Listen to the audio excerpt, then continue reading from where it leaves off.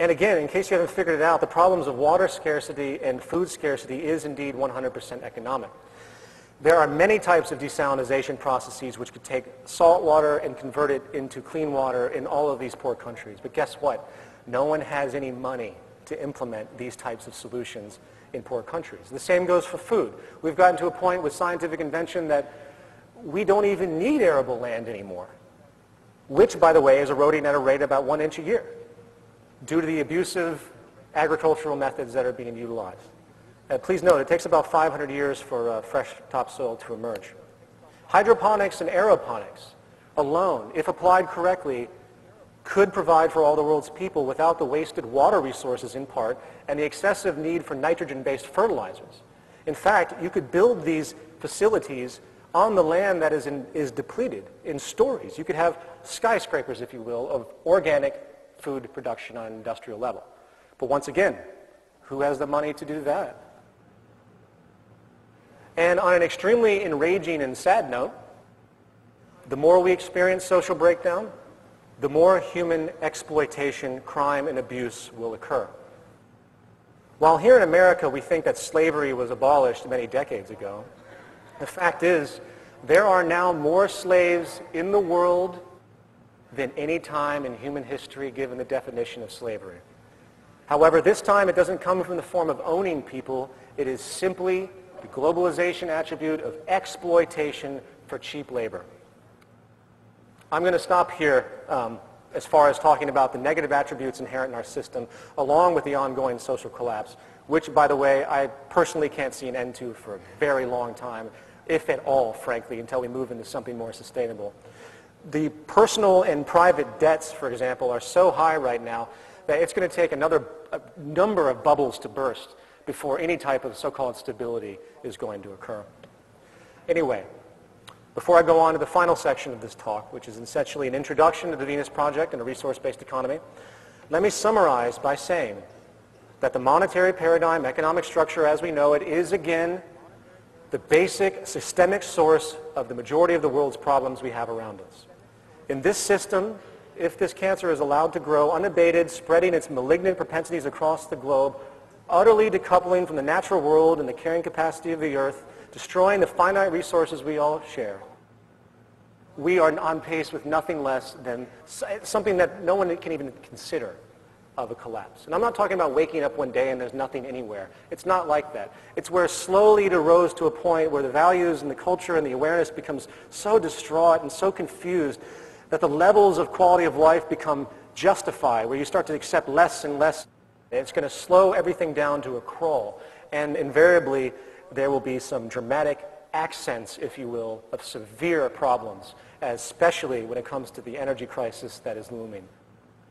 Something radical has to be done. We are approaching a terminal stage. Part 3, treatment. There are two angles to consider when attempting to resolve these problems. The first is the mentality of the culture, as we've discussed before, the cultural programs, and the second is the actual structure of social operation. As noted earlier in our discussion, these two attributes are deeply interlinked.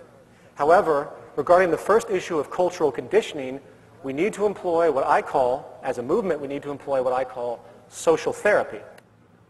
Social therapy refers to adjusting a society's values, changing the value programs. We must have sustainable values in order to have sustainable practices. I would suggest that the first program that needs to be uninstalled from our mental hardware is the social distortion that generates conspicuous consumption pushed forward by the corporately aligned advertising agencies. The value orientation of having more and more stuff, regardless of their utility or function, is an unsustainable ideology inherently on a finite planet. Consumerism and materialism, again, are sicknesses, culturally created to perpetuate the cyclical consumption needed to fuel the market and labor system. This is precisely what the Zeitgeist movement is trying to do.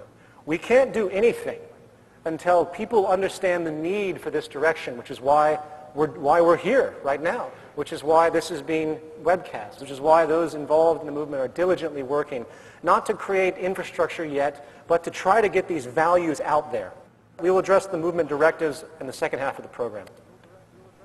Beyond that, as far as the actual structure of society, I'm afraid we require nothing less than a complete and total revision. And this is where the Venus Project again comes in. I'm going to run down 5 of what I consider to be the central attributes required to move into a resource-based economy. 1, we must move from a growth economy to a steady-state economy. The cancerous consequences of the infinite growth paradigm must be stopped before it's too late.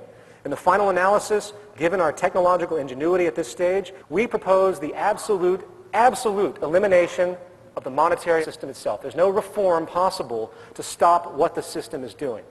The scarcity and waste we see around us is created by us, not some intrinsic process of nature or some Malthusian inherent tendency.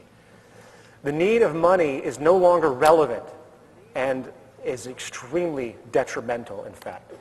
Second, we must move from a primitive, competitive, invention-oriented system, work system, to a collaborative system. Not only are all goods produced in our current society inherently inferior, by the way, due to the need to maintain a competitive cost basis in the marketplace, but the competitive system also generates massive amounts of corruption. Yes, I agree. The incentive to compete does produce some improved goods and services to a certain degree, but that positive is utterly overshadowed by the planned obsolescence, the inherent planned obsolescence, and the general environmental indifference generated by the necessity to stay ahead of someone else. As an aside, imagine for a moment if the top engineers of the major car companies, rather than competing, got together and decided to collaborate on making the best car possible at a given point in time. Imagine if we established an incentive system that pulls people together to create the best rather than compete and produce inherent inferiority. Think about that. An open source world where all lines come together and produce goods so everyone can benefit. Think about that. The progress would just be unbelievable. Not to mention it would save tremendous amounts of resources. For there would be no longer a need to duplicate perpetually. You don't have 2 companies making the same thing anymore. It's a form of preservation if they work together. Third, we have to move from our piecemeal, dispersed industrial methods to a central planned system of streamlined functionality. Is it me, or is it absolutely insane that we import strawberries from Brazil or bananas from Ecuador or water from Fiji when all of these things could be produced locally? As Jacques Fresco will describe in regard to his city systems, everything is as self-contained as possible. As another example, consider the general route of production, from mining the materials to creating the preliminary components to assembling the components to distribution. And there's a constant move of transportation to go from one place to another, wasting tremendous amounts of energy. Give that some thought for a moment to think about if you streamlined all of the actions of society, think about how fluid things could be and what that actually means. Now, to extend this point, in a talk I did called Where Are We Going?, I described a ground-up global approach to a network organization, which is in fact a resource-based economy. And I described why the parameters are what they are.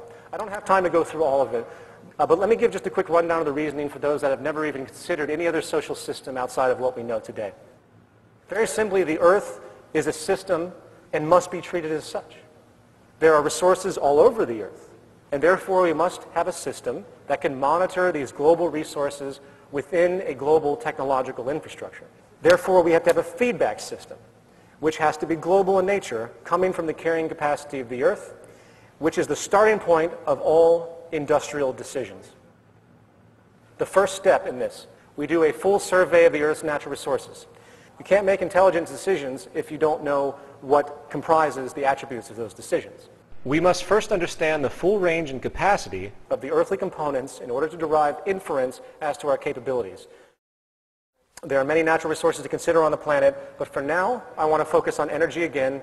Since energy is essentially the fuel of society, this is a good focal point.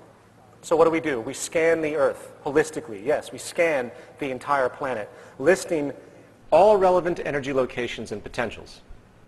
The potentials, of course, to clarify, are based in part on the state of technology. I don't want to go into all the technical attributes of harnessing and things like that. For example, solar technology has dramatic potential at this stage due to the advent of nanotechnology. We are seeing a possible exponential increase in this potential where really small solar panels can have up to 97-98% efficiency in the radiation that they pull in. Moving on. So we have this raw data. What do? We just rate each resource based on its renewability, pollution, and all the factors that have to do with the act of extraction and everything that goes along with it. It becomes self-defining, based explicitly on the goal of sustainability and maximum efficiency. Those resources that have the most negative retroactions are given the least priority in utilization. For example, fossil fuels are no longer needed. They're not renewable. They pollute the environment. Given the tremendous power of geothermal, wind, wave, and solar combined, there is, again, no reason to burn fossil fuels at all. Once we realize this, we move to our third point, distribution and monitoring. Energy distribution and infrastructure projects would logically be formulated based on technological possibility and, naturally, proximity to source